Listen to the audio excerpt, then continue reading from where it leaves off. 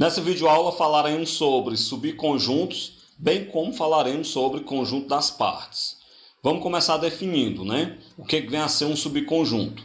Um conjunto A, ele é subconjunto de um conjunto B se e somente se todos os elementos do conjunto A forem também elementos do conjunto B. Então percebam, quando eu falo um subconjunto é também um conjunto.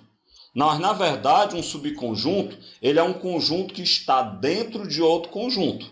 Por isso que eu tenho que dizer que todos os elementos de um conjunto A têm que ser elemento de um conjunto B para que A seja subconjunto de B.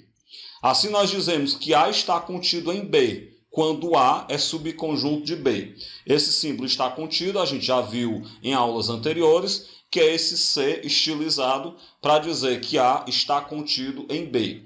Ou seja, para dizer que o A é subconjunto do B. Bem, como exemplo de subconjunto, vamos considerar os conjuntos. O conjunto A de elementos 2, 5 e 6 e o conjunto B de elementos 1, 2, 3, 4, 5 e 6. O que você pode perceber? Todos os elementos do conjunto A estão também no conjunto B. Os elementos do conjunto A, 2, 5 e 6. Pode olhar como no conjunto B existe o 2, o 5 e o 6.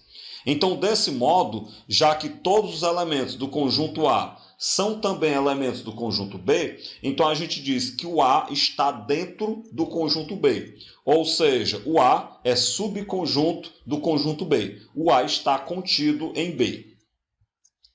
Bem, podemos ainda escrever, uma outra maneira de escrever essa relação é que se o A está contido em B, o B contém o A dentro de si.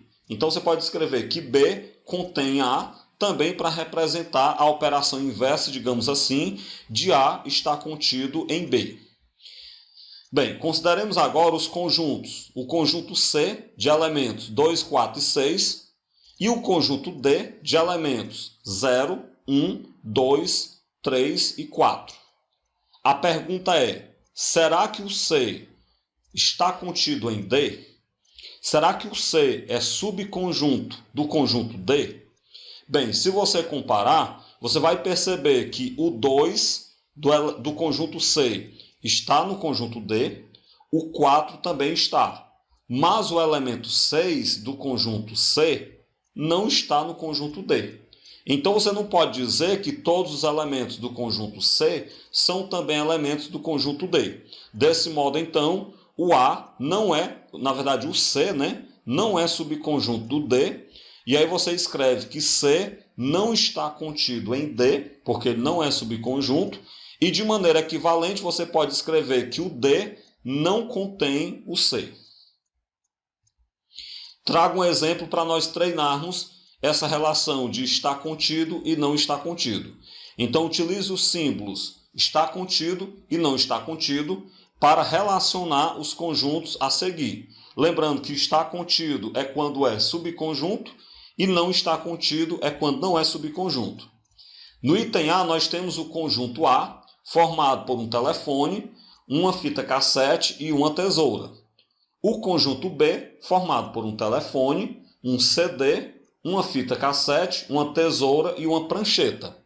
É para a gente dizer se o conjunto A está contido no conjunto B. Então é para a gente olhar se todos os elementos do conjunto A são também elementos do conjunto B. A gente pode perceber que o telefone está no A e no B, a fita cassete também está no A e no B, e a tesoura também está nos dois conjuntos. Então a gente pode observar que todos os elementos do conjunto A eles são também elementos do conjunto B. Então, desse modo, o A é subconjunto do conjunto B e a gente escreve então que o A está contido em B. Por quê? Porque os elementos do conjunto A estão dentro dos elementos do conjunto B. O item B traz o conjunto C, formado por letras A, B, F, J, K, M, e o conjunto D, formado pelas letras A, B, C e D. Bem, claramente a gente observa que existem vários elementos do conjunto C que não são elementos do conjunto D. Por exemplo, o F não é, o J não é, o K, o M, né? Então, assim, se existem elementos do conjunto C que não são elementos do conjunto D, então isso quer dizer que o C não é subconjunto do D. Ou seja, se não é subconjunto, o C não está contido no conjunto D. O item C traz o conjunto E aí eu trago uma notação nova para a gente, né? Esse O cortado, pessoal, ele quer dizer o conjunto vazio. Um conjunto que não tem nenhum elemento. Então, o conjunto ele é o conjunto vazio. E o conjunto F é o conjunto formado pelos elementos 1, 2 e 3. E eu coloquei esse exemplo para já dar uma dica a vocês. Escutem isso direito. O conjunto vazio, ele é subconjunto de qualquer conjunto. Repetindo, o conjunto vazio é subconjunto de qualquer conjunto. Desse modo, então, o que nós temos? Nós temos que o conjunto já que ele é formado pelo conjunto vazio, ele é subconjunto do conjunto F. E aí, se ele é subconjunto, a gente escreve então que o conjunto está contido no conjunto F. Então aprendam isso. Conjunto vazio sempre estará contido em qualquer conjunto. O conjunto vazio pode ser representado por esse O cortado, como está aí no item C. Ou você também pode representar o conjunto vazio simplesmente colocando as duas chaves sem colocar elemento algum dentro do conjunto. Coloca as duas chaves, deixa vazio dentro para dar a ideia do conjunto vazio. Bem, falaremos agora sobre o conjunto das partes de um conjunto. Bem, essa ideia de conjunto das partes, o que a gente denomina de conjunto das partes de um conjunto é o conjunto formado por todos os seus subconjuntos. Vamos por parte. Um conjunto, ele pode ter mais de um subconjunto. Então, imaginemos que você pega todos os subconjuntos de um determinado conjunto e monta com esses subconjuntos um outro conjunto.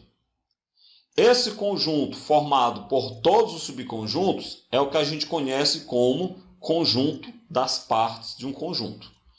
Ok, vamos dar continuidade a isso. Bem, dado o conjunto A, se eu tiver um conjunto A qualquer, a gente representa o conjunto das partes desse conjunto A por P de A. Onde esse P é esse P meio enroladinho aí mesmo. Você tem que tentar fazer esse P meio estilizado, como a gente chama. Então, dado um conjunto A, eu chamo de P de A o conjunto das partes do conjunto A. Se for um conjunto B, P de B vai ser o conjunto das partes do conjunto B. E assim por diante. E aí só frisando, né? E o que é esse conjunto das partes? É um conjunto formado por todos os subconjuntos. Continuando então. Consideremos o conjunto A, o conjunto com 3 elementos. 2, 4 e 6. Vamos considerar esse conjunto para a gente tentar tirar essa névoa e entender melhor o que é conjunto das partes. Bem, vamos escrever os subconjuntos desse conjunto A. Vamos pegar e escrever um a um todos os subconjuntos do conjunto A. Vai em ordem. Primeiro eu vou começar pelo conjunto vazio. Por quê? Porque eu falei para vocês que o vazio ele é sempre subconjunto. Então, um dos subconjuntos do conjunto A é o conjunto vazio. Ele tem 0 elemento. Para a gente não se atrapalhar, vamos em ordem. Eu peguei o vazio, tem 0 elemento. Vamos pegar agora subconjuntos com 1 elemento. Por exemplo, eu posso pegar um subconjunto apenas com 2. Posso pegar um subconjunto apenas com 4. E posso pegar um subconjunto apenas com 6. Então, eu peguei todos os subconjuntos do conjunto A que tem 0 ou 1 elemento. Bem, mas eu posso pegar subconjuntos com 2 elementos. Por exemplo, eu posso pegar o subconjunto o 2 com 4. Eu posso pegar agora o subconjunto o 2 com 6. E, por fim, eu posso pegar o subconjunto o 4 com 6. Será que acabou? Acabou não. Eu peguei subconjuntos com 0, 1 ou 2 elementos. mas o conjunto A ele tem 3 elementos. Então a gente pode pegar o subconjunto com todos os 3 elementos. 2, 4 e 6. Ou seja, aprendam isso. Todo conjunto é subconjunto de si próprio. Então, quando eu for colocar os subconjuntos do conjunto A, eu tenho que contar com ele próprio como sendo subconjunto de si mesmo, ok? Então, aí eu escrevi todos os subconjuntos do conjunto A. Comecei do vazio, que tem 0 elemento, depois peguei os subconjuntos com 1 elemento, depois os subconjuntos com 2 elementos e, por fim, o subconjunto com 3 elementos, que é ele próprio. Nessa ordem, a gente consegue escrever todos sem esquecer ninguém, sem se atrapalhar. Bem, qual é o meu intuito? Nós temos, agora elencado, os 8, podem contar aí, os 8 subconjuntos do conjunto A. Se eu pegar esses 8 subconjuntos e juntar num único conjunto, esse conjunto que eu vou formar é o que eu chamo de conjunto das partes. Então, recapitulando, o conjunto das partes, eu pego todos os subconjuntos de um conjunto e junto num único conjunto. Quando eu juntar, cada subconjunto vai fazer o papel de elemento agora desse conjunto e aí nós temos o conjunto das partes. Então, montando o conjunto das partes do conjunto A, nós teríamos esse conjunto aí, ó. Observem que o conjunto das partes eu coloco com o P estilizado do conjunto A. Abre e fecha chaves, observem a primeira e a última chave lá na ponta da linha, certo? Abre e fecha chaves e coloca entre essas chaves todos os subconjuntos. Podem olhar aí que aí estão todos os 8 subconjuntos separados entre si por vírgula. É assim que a gente representa o conjunto das partes de um subconjunto. Na verdade, o conjunto das partes de um conjunto. Escreve todos os subconjuntos. Ao escrever todos os subconjuntos, junta todos eles separados por vírgula, né, em um único conjunto, e esse único conjunto será o conjunto das partes. Bem, é possível a gente determinar quantos subconjuntos um determinado conjunto possui. Por exemplo, o conjunto A, 2, 4, 6, ele possui 8 subconjuntos. Eu sei porque eu escrevi de um por um os subconjuntos.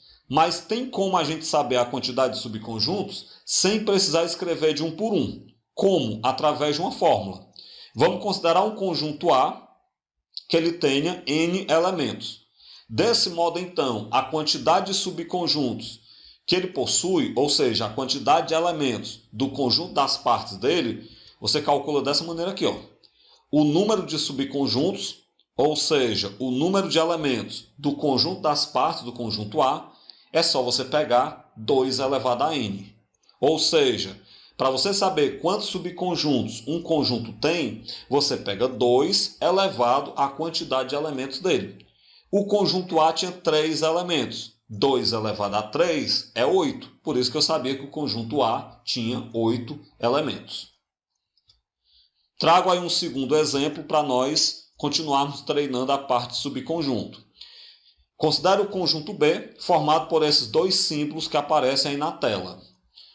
Um quadrado marcado X e a janela do Windows, né?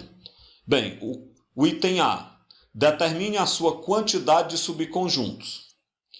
Primeiro observem que o conjunto B ele possui 2 elementos, como eu falei.